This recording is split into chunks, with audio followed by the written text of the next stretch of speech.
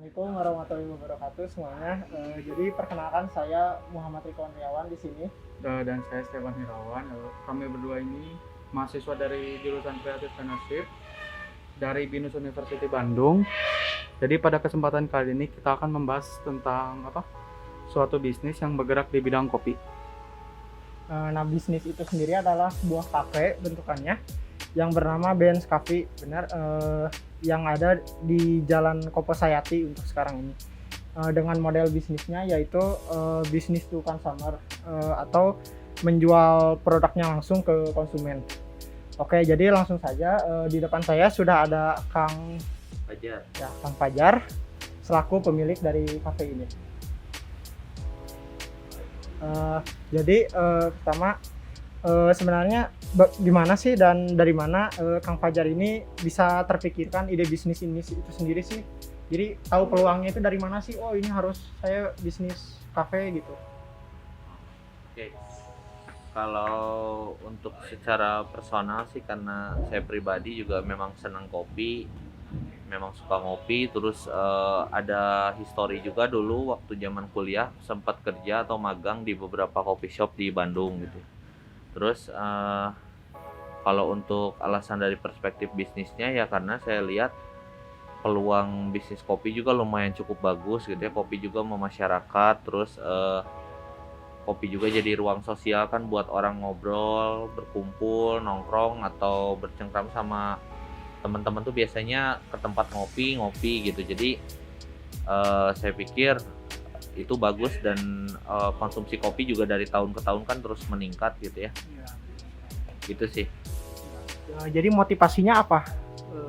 Motivasinya ya yang mendukungnya kayak karena saya punya sedikit pengalaman di bidang kopinya sendiri, resource-nya sudah ada, lalu ada peluang untuk saya terus membangun sistem, memperbesar marketnya, terus saya lihat juga ketertarikan masyarakat kita terhadap kopi juga makin meningkat. Itu bisa jadi peluang bisnis dengan skala yang bisa terus dikembangkan. Jadi ya menurut kami ya itu yang memotivasi kami untuk menjadikan si kedai kopi ini pada level bisnis yang terus berkembang gitu. Terus gimana sih perjalanan Kang Fajar ini membangun bisnis ini?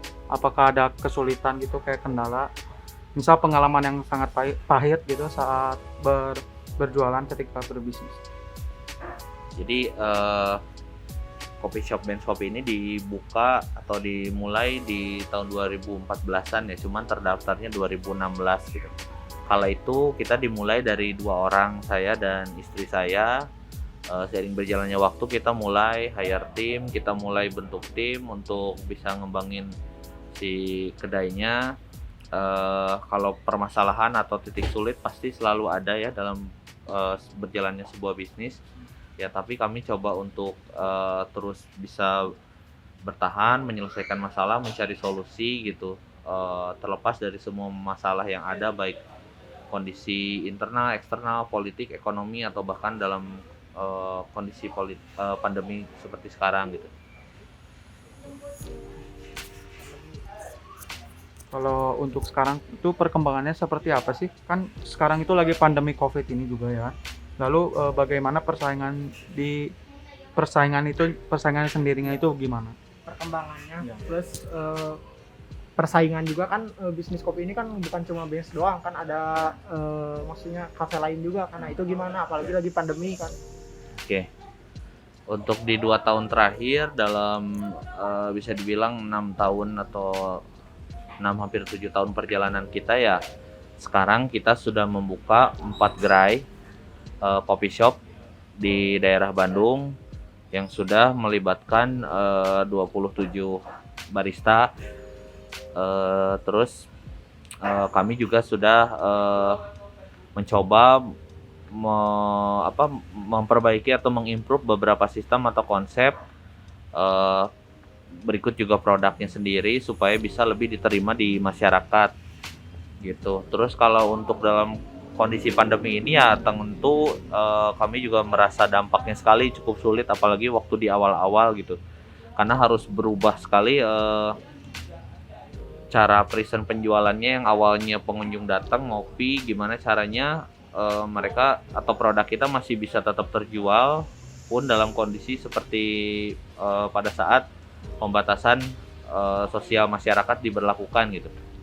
Karena kan yang kami pikir ya, meskipun masyarakatnya juga tidak bisa keluar atau mau kosong, sekolah kosong, tempat nongkrong kosong, tapi nggak bisa dipungkiri kan manusianya tetap ada gitu. Jadi kami merubah cara approaching atau present ke customernya dengan digitalisasi, dengan mengadakan fitur delivery atau memanfaatkan teknologi yang ada supaya bisa tetap membuat si usaha kami ini tetap produktif, sehat, dan terjadi penjualan. Nah, tadi kan Kang Fajar bilang katanya outletnya sekarang udah berkembang ya, udah ada 4 gitu kan. Nah, cara ngembanginnya itu bisa sampai 4 outlet itu gimana? Bisa sampai berkembang seperti itu? Oke, kalau untuk dari segi si produknya sih kami membuat bagaimana kita membangun rumus yang dirumuskan lah gitu ya, supaya bisa ada data untuk pendukung di operasional. Jadi semua kegiatan prosesnya dari awal sampai akhir itu kita catat. Jadi setiap tim yang ada di outlet-outlet itu bisa membuat si produknya itu atau memasak ataupun meracik kopinya itu udah nggak pakai filling lagi, tapi memang udah pakai rumus yang udah distandarisasi. Jadi kita buat sistem baik di produk, operasional, marketing, semuanya tuh dibakukan supaya bisa direplikasi gitu. Jadi ya sederhananya ketika kita ingin multi outlet atau cabangnya lebih dari satu, ya kita harus bisa mereplikasi si sistemnya itu sendiri, sehingga si pengalaman customer atau KPI-nya juga, key performance indikatornya terjaga, terus pelayanannya juga terjaga, produknya konsisten, terus kualitas dan rasanya juga bisa terjaga gitu. Kita buat produknya semuanya tuh di satu tempat di Central Kitchen. Setelah itu baru didistribusikan ke outlet-outlet lain untuk finishing gitu. Jadi supaya si resepnya itu bisa terjaga, tidak mudah dibuat imitasinya juga, agar customer mau beli dimanapun, belinya berapa kali pun, siapapun yang bikinnya, hasilnya tetap sama. Mungkin kurang lebih seperti itu. Jadi mempertahankan rasa gitu ya. Nah, berarti kan dengan mereplikasi tersebut maka berkembangnya lebih mudah gitu ya. Bertambah si outlet itu sendiri. Nah, kalau boleh tahu dari semua outlet itu berapa sih omsetnya per bulan gitu kalau untuk sekarang ini? Oke, kalau untuk penjualan sih sebenarnya selalu berubah ya, karena harapannya juga gitu, ingin selalu lebih baik lah, diimprove gitu ya. Untuk setiap gerainya itu kira-kira menjual 150 sampai 200 kapan lah per hari, dengan range harga antara 20.000 sampai 40 ribuan gitu. Dan kalau untuk si penjualan keseluruhannya sendiri sih ya, untuk saat ini di versi pandemi kurang lebih di sekitar 230 sampai 250 jutaan per bulan. Itu masih gross kotor gitu ya.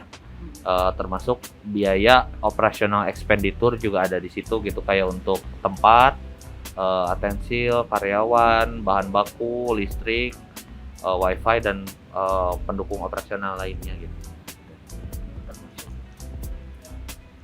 Kalau untuk produk Benz Caffeine itu apa aja sih yang dijual? Kayak misalnya terfavorit gitu yang biasa konsumen beli gitu. Oke.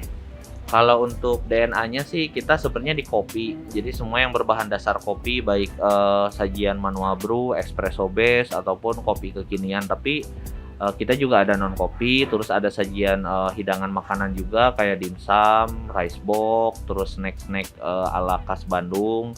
Terus kami juga memproduksi kayak minuman kopi botolan, dan kita juga menjual dalam bentuk biji kopinya, yang mana selain B2C ke customer, kita juga ada B2B. Jadi kita juga supply biji kopi ke beberapa coffee shop untuk mereka jual kembali atau mereka racik di kedainya masing-masing gitu. Jadi kami memiliki tempat roastery untuk memproduksi si bahan mentah kopi menjadi matang dan siap untuk diolah jadi minuman kayak gitu. Untuk saat ini ya masih berputar kopi, mungkin kedepannya kita bakal coba expand lebih ke produk-produk yang lebih bisa diterima sama masyarakat juga. Misalnya kita pengen produksi kaos atau merchandise atau aksesoris gelas yang masih bersangkutan dengan brand Benz Kopi dan si kopinya itu sendiri. Jadi selain model bisnis to consumer atau B2C, ada B2B-nya juga berarti ya? Iya. Dari jual jual biji kopi itu Iya. ke bisnis lain. Oke. Apakah Benz Coffee ini tuh punya kelengkapan dokumen perizinan gitu kayak izin usaha, izin operasional? Ya, kalau untuk kelengkapan so far sih yang kita miliki mungkin izin sederhana ya kayak NPWP, SIUP, untuk ya umum lah seperti bisnis-bisnis UKM sebelumnya gitu. Karena meskipun kami multi outlet atau kita punya lebih dari satu gerai, kami tetap ada di rate atau di level UMKM gitu. Jadi belum masuk Horeca yang labor cost atau yang benar-benar udah restoran besar gitu. Karena sekarang sih kami lebih fokus ke titik-titik kecil yang penting bisa mendistribusikan si produknya melalui online sih. Jadi mendekatkan diri ke customer aja dengan memilih tempat-tempat yang dirasa strategis dan kultur masyarakatnya juga memang bagus untuk produk kami gitu. Karena kan kami produknya bukan produk umum yang bisa dikonsumsi setiap hari ya. Kalau kopi beda kayak nasi goreng atau apa. Jadi kami berusaha menjual ke market yang tepat gitu. Tapi balik lagi untuk pertanyaannya tadi, untuk kelengkapan ya perizinan ya kita paling perizinannya kayak urus ke wilayah setempat aja kayak kecamatan kayak gitu. Terus kalau untuk si pembuatan bahan baku dan lain-lainnya juga kita menggunakan si supplier yang memang sudah memiliki izin juga. Jadi si produknya sudah dipastikan bisa food grade dan kita juga mengolah produknya yang sudah memenuhi syarat layak untuk dijual gitu dengan standar hygiene. Terus kalau untuk legalitasnya ya kita memiliki perizinan semacam kayak surat izin usaha perorangan gitu. Berarti si izin sama si produknya itu sendiri udah ada izinnya gitu ya? Iya. Si bisnis sama si produknya. Nah, kalau mengenai si produknya itu sendiri ada kayak hak cipta gitu nggak atau hak paten yang Kang Fajar daftarin, mungkin misal kayak bahannya, resepnya gitu, jadi didaftarin gitu, ada nggak? Oke. Kalau untuk brandnya sendiri sih terdaftar sudah ya, tapi yang terdaftar itu kita logonya ya, hak paten kan hak kekayaan intelektual di merek ya ngambilnya. Nah itu kita daftarin kayak logo kita, terus si brand Benz kopinya sendiri gitu ya, untuk kategori bisnis makanan dan minuman. Karena untuk di merek dengan nama yang sama tapi di kategori lain juga ada sebenarnya. Jadi kan untuk kategori makanan dan minuman Benz kopi itu kami yang pegang gitu. Tapi kan ada juga yang di fashion atau misalnya di otomotif merek Benz itu kan banyak. Yang boleh didaftarnya kan hanya Benz-nya, karena waktu itu kami mau daftarin kopinya tuh tidak bisa terdaftar karena itu umum. Jadi kalau kayak susu, jus, kopi atau produk-produk umum tuh tidak boleh dipatenkan sih, karena itu milik umum gitu. Jadi untuk logo dan nama Benz-nya sudah kami daftarkan gitu. Kalau bentuk usahanya sendiri berarti Benz Cafe ini bentuknya apa? Berbentuk CV kah atau apa berarti? Kalau untuk badan usahanya sendiri sih memang kami ada rencana mau bikin corporate untuk di level awal tuh di CV dulu gitu ya. Untuk saat ini belum, karena kita ngelihat kebutuhannya aja lah ke depan gitu. Karena ngelihat kondisi seperti ini memang kita pengen tujuannya sih memang besar dan perlu landasan yang bagus juga. Cuman karena satu dan lain hal jadi kami menunda dulu untuk pembuatan si corporate-nya itu sendiri. Dan terlepas dari itu juga kami sadar itu penting, hanya karena alasan untuk bisa survive dalam versi pandemi ini, jadi kami menunda dulu.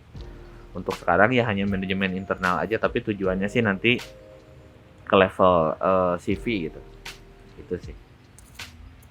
Berarti harapan atau apa ya, cita-cita atau gambaran Kang Fajar sendiri mengenai Benz Cafe ini ke depannya gimana di masa depan gitu? harapannya gimana? Ya kalau harapan secara pribadi sih mudah-mudahan si Benz Kopi juga makin berkembang, menciptakan banyak lapangan pekerjaan, membuat generasi muda khususnya yang berminat di bidang kopi atau barista juga bisa produktif dan berkarya belajar di tempat kami gitu ya. Terus secara umum ya produk kami bisa terus diterima sama masyarakat agar kami juga bisa tumbuh dan berkembang. Terus outlet Benz Kopi juga bisa lebih besar lagi size-nya atau lebih banyak lagi si jumlahnya, dan dari corporate-nya juga bisa cepat terbentuk, settle baik dari segi sistem ataupun branding dan lain-lain. Itu sih. Baik, jadi demikian akhir dari interview kami. Saya Muhammad Riko Andriawan. Dan saya Stefan Hirawan, pamit undur diri. Terima kasih atas Kang Fajar atas waktunya. Semoga yang disampaikan tadi bisa menjadi ilmu bagi kita semua. Sekian dan terima kasih.